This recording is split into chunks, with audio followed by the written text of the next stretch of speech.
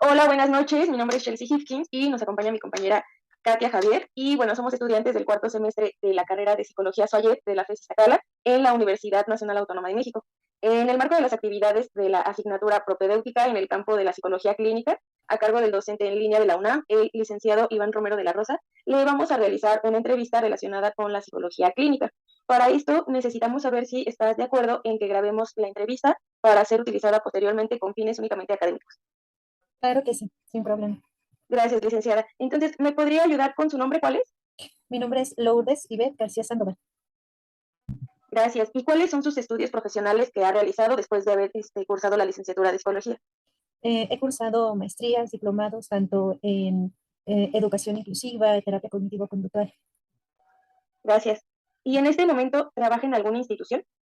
Una institución no cuento con consultorio particular. Correcto. ¿Y qué tiempo lleva ejerciendo la psicología? Eh, Llevo aproximadamente 16 años. Ok. Y bueno, ahorita nos comenta que está en un consultorio particular. Antes Ujú. de esto, ¿en qué otros lugares ha trabajado? He trabajado tanto en reclusorios como psicóloga. Eh, y realicé mi servicio social y posteriormente trabajé un tiempo. He trabajado en el área de la educación, aunque se contrapone un poquito, pero estuve trabajando en el área de la educación, tanto dando clases como psicóloga durante un tiempo. Ya posteriormente, desde hace 2 años, me dedico única y exclusivamente al consultorio. Ujú. Y bueno, de acuerdo a todo este camino que ha llevado usted en su carrera profesional, ¿cuál es la formación y el perfil que debe de tener un psicólogo clínico? Bueno, el perfil principalmente, pues lleva a cabo tanto la evaluación, diagnóstico, para elaborar algún tipo de tratamiento que se va a requerir para la terapia. Sí, la personalidad también ahí va a contar mucho, ¿no? Porque pues la empatía, la escucha, ¿no? La escucha activa, sí, la manera en cómo lleve a cabo las sesiones con los usuarios, pues también va a ser muy importante, ¿no? Todo lo que interviene en la evaluación, el diagnóstico, el tratamiento o la intervención que se hace, pues se van a llevar a cumplir ciertos objetivos en específicos. Sí. Y bueno, ¿qué expectativas tenías antes y después de practicar la psicología clínica? Bueno, desde un principio de la carrera, o yo creo desde antes, ya había pensado en ejercer pues esta parte clínica, la estuve compaginando un poco con reclusorios, terapia, estuve trabajando en el área de la educación y la clínica, entonces siempre la he compaginado. Las expectativas, pues bueno, principalmente la atención, ¿no? Hacia las personas con algún tipo de situación problemática em, que pues necesitan o requieren de este tipo de apoyos, ¿no? Y pues bueno, pues ayudarlos, ¿no? A que su vida pues sea más funcional en varios aspectos, ¿no? Tanto emocional, interpersonal. Muy bien. Bueno, estas primeras preguntas fueron relacionadas con el tema de la formación y perfil del psicólogo clínico. Ahora voy a hacer unas que son relacionadas con el campo de trabajo. La primera pregunta es, ¿puede definir en qué consiste la psicología clínica? Sí, pues principalmente, pues bueno, se encarga de estudiar, ¿no? Tanto, bueno, es el estudio, el tratamiento, prevención, atención de ciertos trastornos mentales. Esto nos va a ayudar pues para salvaguardar la salud y el bienestar de las personas, ujú, psicológico, emocional. Ujú. Y principalmente, ¿cuáles son las áreas de acción de la psicología clínica?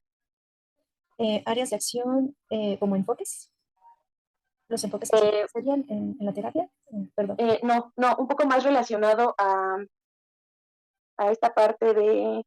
Ah, se me fue el nombre. Ajá, porque de acuerdo a las instituciones en las que bueno, has laborado, hay Ujú. distintas áreas, ¿no? Entonces, esas áreas pueden, pues tener, ahí ya me perdí, pueden, ay, es que se me fue el nombre, pero sí, sí es algo así como más relacionado en cuanto al, Sería pues, como en qué áreas se utilizaría la clínica, por ejemplo, como en instituciones sí, psiquiátricas. Ok, como en hospitales, en el área de la ujú, salud, sí, perdón, gracias. sí, me he cuidado. Pues sí, en instituciones psiquiátricas, por ejemplo, en las mismas instituciones de salud, en lo que es el Instituto Mexicano del Seguro Social, no tienen tal cual la psicología clínica, abordan psiquiatría, sí, en este caso de instituciones no tienen la atención, pero por ejemplo hay centros de salud en donde sí tienen esta atención de la psicología clínica y hacen evaluaciones, derivaciones. Eh, Centros de asistencia civil, por ejemplo, también ahí se aborda el consultorio particular.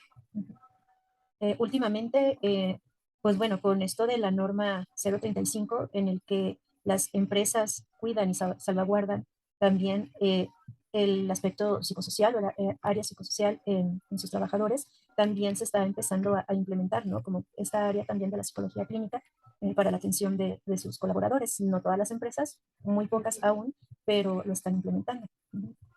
Sí, sí sé de algunas empresas que lo están implementando, pero sí es muy nuevo. Sí, no tiene mucho. La norma Ujú, 035 sale en 2019 y entra en vigor en 2020. Realmente no tiene mucho. ujú. Bueno, ¿y nos podrías platicar un poco acerca de los servicios que ofreces y a cuál recurren con mayor frecuencia en tu consultorio? Bueno, los servicios es tanto la evaluación, ¿sí? También hago evaluaciones psicológicas, dependiendo también de qué tanto se requiera. Eh, en un principio de las sesiones, pues bueno, se va haciendo una valoración de acuerdo al motivo de la consulta y ahí es cuando se determina si es importante hacer una evaluación o con su diagnóstico para a partir de ahí proceder. Por ejemplo, si a una persona se le detecta algunos síntomas, depresión, ansiedad o cualquier otro, se hace una evaluación mediante la aplicación de una batería psicológica para determinar, pues, tanto, pues, bueno, si se comprueba algún tipo de trastorno, en qué grado, y obviamente, pues, bueno, ya se va determinando la atención. Entonces, pues, prácticamente sería la evaluación, el diagnóstico y la atención, intervención del usuario. ¿Y qué problemáticas son más frecuentes en la atención que brindas? Problemáticas en cuanto a cuáles serían por lo general, algunos de los trastornos que hemos trabajado o en cuanto a conductas de los pacientes, ¿podría ser? Ah, sí, por lo que más te buscan para consulta. Sí, los Ok. trastornos. Ujú. Ujú. Pues principalmente ansiedad, depresión, problemáticas a nivel interpersonal, en el trabajo, familias, ujú, principalmente eso. Ujú. En niños Y, también, adolescentes, sobre todo la conducta. Ujú. y ahora sí, ¿en qué enfoque teórico basas tu trabajo? En terapia cognitivo-conductual. ¿Sí? ¿Y de qué manera manejas la primera consulta de exploración al paciente? Bueno, primero la entrevista psicológica. Ujú. En la entrevista psicológica, bueno, mediante el rapport que se va haciendo, se va determinando, pues bueno, primero se explica el motivo de la consulta, se van determinando también pues los objetivos, que es importante dejarlos muy claros desde el principio. Ya posteriormente, pues bueno, como te comentaba, si es necesario, se hace una evaluación, si no solamente nos vamos quedando con este, pues con la problemática, ¿no? Que es importante resolver. La terapia cognitivo-conductual no nos lleva tanto tiempo, ¿sí? 6, 9 meses aproximadamente. Ya después va disminuyendo el tiempo en las sesiones. Sí va a depender, perdón, va a depender del trastorno también que se llegue a detectar, ¿no? Que nos puede llevar más tiempo. Ujú. Pero cuando no hay algún trastorno eh, que, que, que nos lleve como pues a que se lleve más tiempo, entonces nos lleva un poquito menos de tiempo. Muy bien, Ivette, muchas gracias. Bueno, pasaremos a otro tema. Estas preguntas te las va a hacer mi compañera Katia. En este tema van a ser de habilidades necesarias para el psicólogo clínico. Para Listo, continuar Katia. con las preguntas, psicóloga Ivette, como Sí. hemos estudiado, el psicólogo necesita tener diferentes conocimientos, pero también debe de poseer diversas habilidades. ¿Nos podría decir qué habilidades debe de tener un psicólogo clínico? Sí, pues bueno, principalmente la empatía, escucha activa, la comunicación asertiva. eh, es muy importante, bueno, ahorita que estábamos platicando de la primera entrevista, es muy importante también, pues desde cómo se aborda la primera sesión. No todo psicólogo clínico va a tener como este clic, por decirlo así, con las personas, con los usuarios. Entonces, realmente debe haber pues esa empatía para que pues se pueda trabajar de la mejor manera con las personas. Entonces, son personas que vienen a abrirte sus emociones, ¿no? Entonces, pues a veces es un poco difícil. También hablando sobre de repente los obstáculos, ¿no? A veces algún obstáculo puede ser que no hagan como esa, como que encajan, ¿no? Para poder trabajar de la mejor manera. Y pues bueno, el psicólogo también tiene que ser honesto, ¿sí? Para aceptar que no con todas las personas pues va a tener esa química principalmente. Entonces esa sería otra habilidad. Un buen ojo clínico.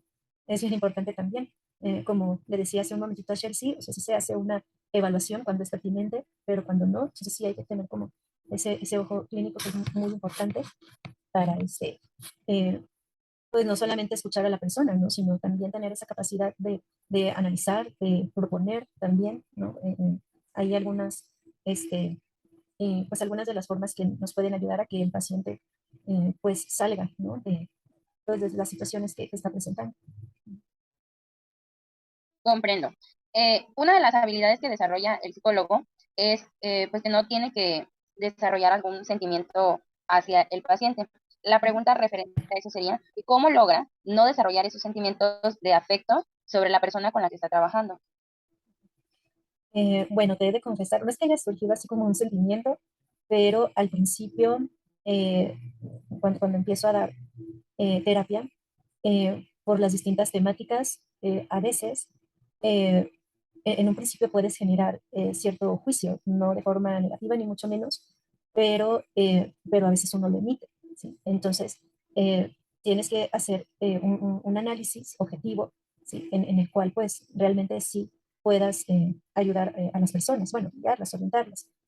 Entonces, sí hay algunos ejercicios que me sugirieron también los profesores, ¿sí? Por ejemplo, como para no llorar, porque al principio se siente como un nudito en la garganta, ¿no? Cuando escuchas ciertas temáticas, no sé, violaciones, bueno, bastante cosas, ¿no?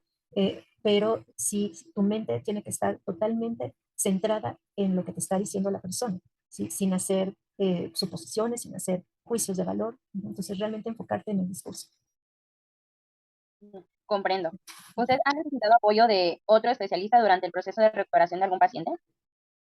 No tal cual, pero sí he tenido procesos en los que también yo acudo con psicólogo, sobre todo por la carga emocional que representa, ¿no? O sea, tanto escuchar ciertas temáticas, como te comentaba, o sea, estar atenta a lo que te está diciendo las personas, el discurso, no dejar que remueva tu emoción, requiere bastante trabajo, por lo que también el acompañamiento va a ser muy importante.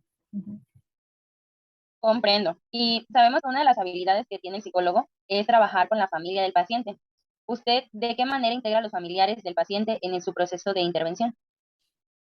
Bueno, cuando son niños y adolescentes, sí, es importante integrarlos porque están en un proceso donde, pues, obviamente, los padres son los que están a cargo de su educación. Se trabaja durante un tiempo con el niño, con el adolescente, aproximadamente unos 40, 45 minutos, y el tiempo restante, entonces ya se les van dando algunas de las sugerencias, salvo se requiera algo todavía como más profundo, por decirlo así, que los padres o alguien necesite algún tipo de atención, entonces ya se le da la sugerencia y no lo podría tratar, en este caso, yo no puedo tratar como a cada persona de la familia, pero sí se le da la sugerencia de trabajarlo, ¿no? Ya sea individual o tal vez se necesite algo familiar. En el caso de los adultos se maneja un poco distinto. Sí se da la opción de, en algunos momentos, si necesitan tener como alguna sesión, ¿no? Con alguien de su familia, se va haciendo, se da la sugerencia, pero también es decisión del adulto. Ujú. Pero con los niños y los adolescentes se trabaja de esa forma, se trabaja con los niños, se les da la asesoría a los papás, no se les da terapia tal cual a los papás, pero si lo requieren, se hace. Ujú. Muchas gracias. Durante su práctica, ¿usted ha tenido algún paciente que mostrara resistencia a llevar a cabo el proceso de trabajo? Em, no, hasta el momento. Em, Cuando llegan papás solicitando la atención para adolescentes, que es donde pudiera haber un poquito más de resistencia, obviamente se les deja en claro que ahí los papás, mediante la persuasión, se les va guiando más o menos cómo, no convencerlos, pero sí persuadirlos un poco para que asistan. Obviamente, pues ya en el momento de trabajarlo en el consultorio, pues bueno, se trata de establecer igual, ¿no? Ahí el rapport con el adolescente. Hasta el momento no me ha tocado que no deseen continuar o regresar o algo por el estilo. pero sí lo dejas en claro, ¿no? O sea, el adolescente, te digo, pasa más en el adolescente, los niños, eh, lo que ocurre más bien de todo lo que digan los papás, ¿no? También se les explica a los papás qué decirle a los niños en el momento que los van a llevar ahí al consultorio. Sí, te digo, pudiera suceder más en los adultos, pero igual, o sea, les oriento en cómo hablarles, qué decirles más o menos, para que puedan acudir y no se genere esa resistencia. En los adultos, pues por lo general no pasa porque pues es una decisión. Ha ocurrido que no hacemos como que no embonamos, ¿no? O sea, eso sí ha ocurrido. Y pues obviamente también dependiendo de la personalidad, ¿no? O de lo que busquen también los adultos. Eso sí ha ocurrido, pero que ellos presenten alguna resistencia, no. Muchas gracias. Continuando con nuestra entrevista, vamos a abordar otro aspecto que son las consideraciones éticas dentro de la psicología clínica. ¿Nos podría decir qué tan importante es la ética en un psicólogo? Bastante, es lo principal. Un profesor nos decía, claro, sin meter como esa cuestión de religión, pero nos decía, el psicólogo es como el sacerdote, no dice nada, absolutamente nada.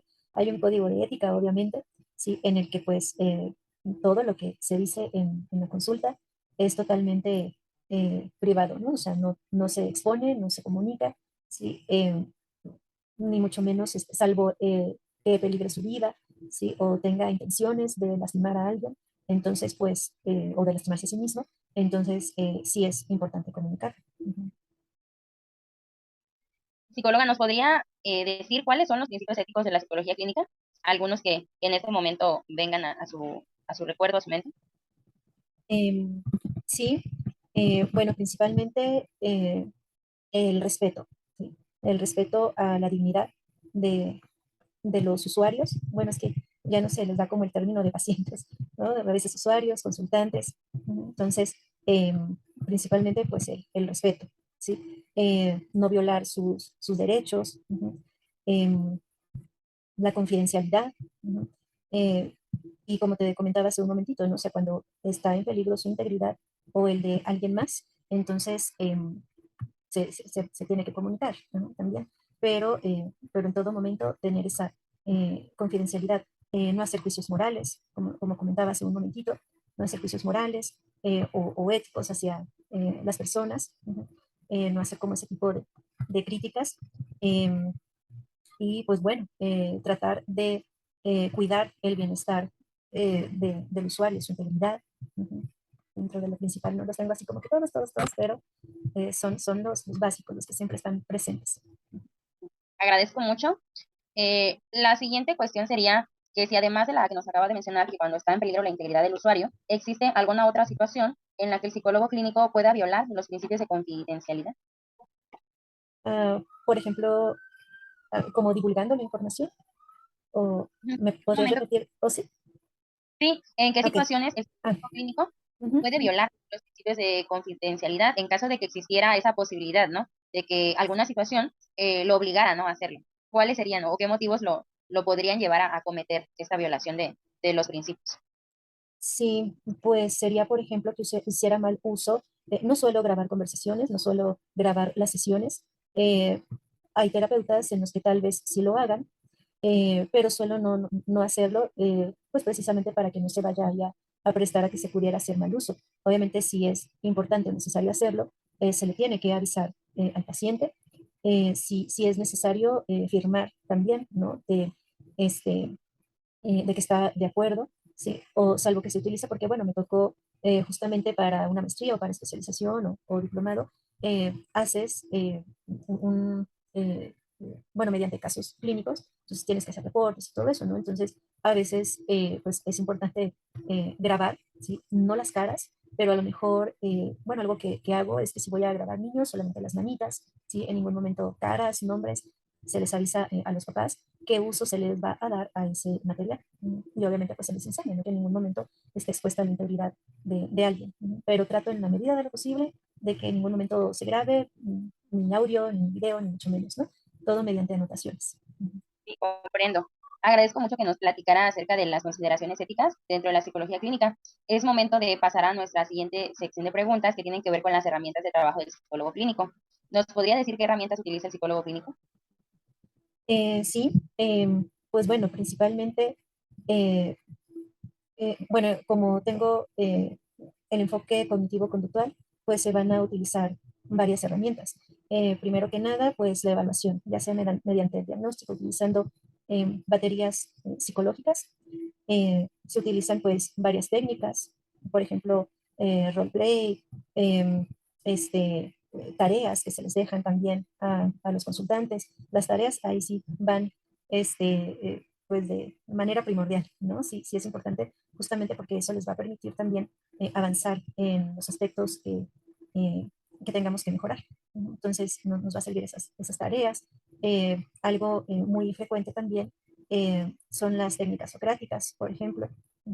Son varias técnicas que se van utilizando de acuerdo a la situación que sea importante resolver. El juego de roles, por ejemplo, se aplica más que nada cuando eh, pues están no solamente en pareja, ¿no? Que también se utiliza ahí, sino también en las familias o los papás, los hijos. Entonces, pues sí se utilizan varias herramientas. El trabajo interdisciplinario también es muy importante cuando es necesario, pues, por ejemplo, que se detecta algún trastorno, ¿no? Como ansiedad, depresión. Entonces, cuando es necesario, se deriva a psiquiatra, por ejemplo, para que se complemente con la terapia, medicamento con la terapia. Sí, o, por ejemplo, me ha tocado trabajar con déficit de atención y hiperactividad, trastorno límite de la personalidad. Entonces, es muy importante también, en un primer caso, derivar con un neurólogo o en el segundo caso, pues con un psiquiatra. Entonces, esas son como parte de las herramientas.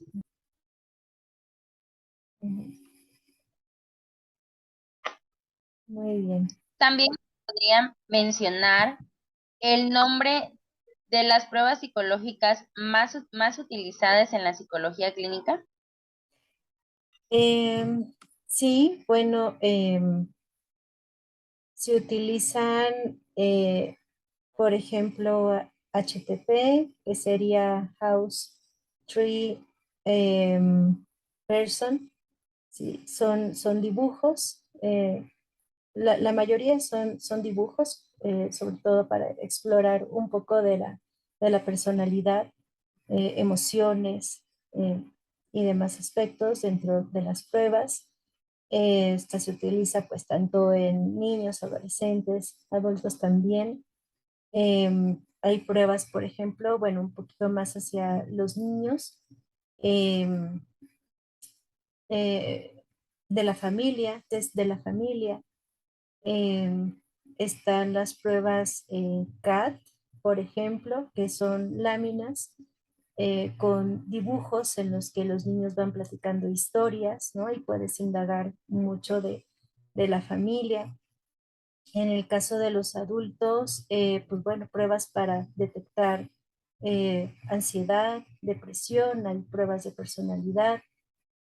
Bueno, las anteriores que te comenté, eh, este, pues bueno, son las que suelen ser como más recurrentes, ¿no? Últimamente, pruebas de personalidad como la EINSEC, que son pues una serie de preguntas y el usuario, pues bueno, ya va eligiendo ahí sus respuestas. Estas ya no son dibujos.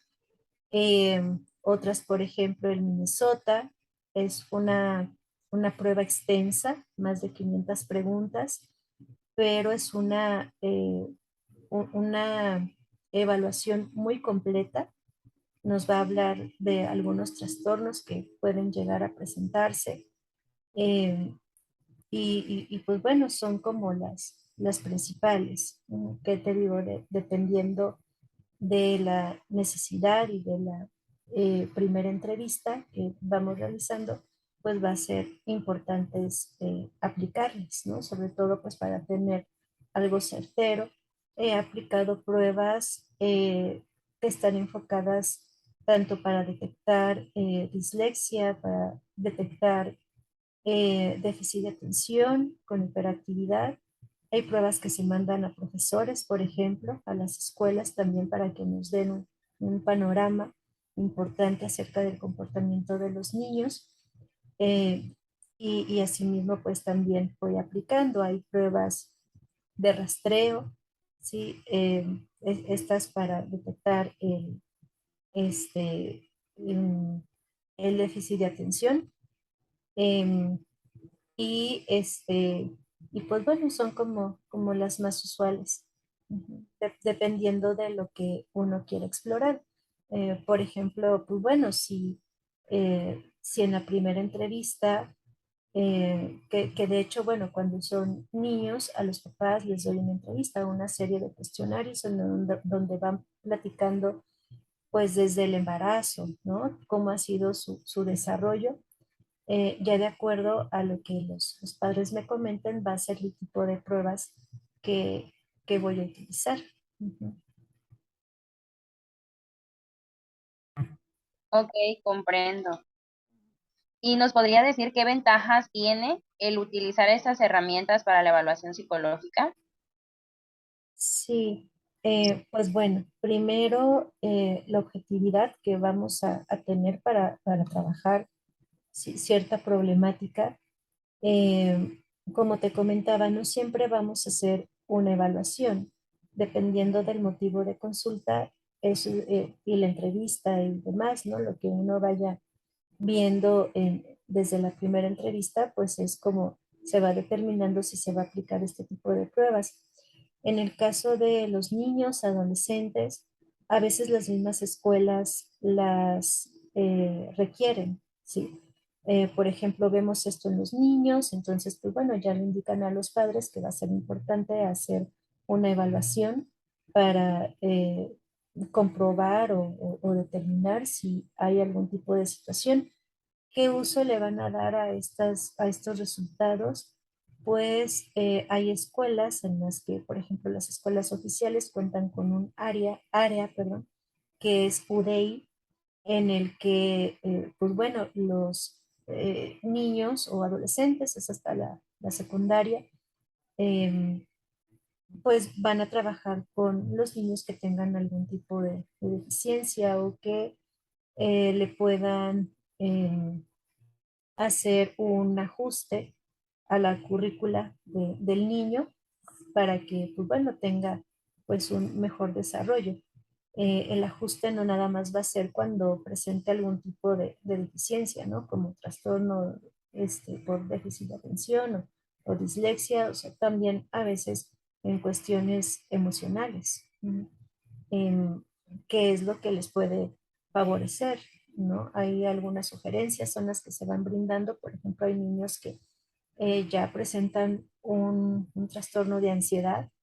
Entonces, pues bueno, en ocasiones pues las escuelas piden algunas sugerencias de cómo abordarlo en la escuela o en las clases. Ujú. Digamos que esa sería la utilidad de las pruebas en cuanto a los niños y adolescentes. Ujú. En el caso de los adultos, pues bueno, digamos que algunas de las pruebas que mencioné son las que se aplicarían para la consulta, pero hay otro tipo de pruebas que serían las psicométricas, que se utilizarían a nivel empresarial. Entonces, se aplica una batería de pruebas, eh, que son algunas de las que te comenté, como la HTP, o también aplican de frases incompletas. En mi caso también aplico frases incompletas, tanto niños, adolescentes, adultos. Eh, Bender, por ejemplo, para conocer el desarrollo neurológico. Sí, ese tanto lo aplico yo, tanto lo pueden aplicar en una empresa. Y otras como más específicas, ¿no? Que son como para vendedores, puestos más arriba, ¿no? De habilidades, ¿no? Para gerentes y dependiendo de los puestos que se van a aplicar. Entonces, pues, esa es la utilidad que se les da. Ok. Muchas gracias, psicóloga Ivette. Con esta pregunta damos por terminada la entrevista. Ujú. Agradecemos mucho su participación y deseamos que tenga una excelente noche. A nombre de las integrantes del equipo, Chelsea, Rocío y su servidora Katia, agradecemos todas las atenciones y las facilidades que nos brindó en la realización de esta práctica. Para mí es Fue un un gusto gusto. conocer. Igualmente, muchas gracias.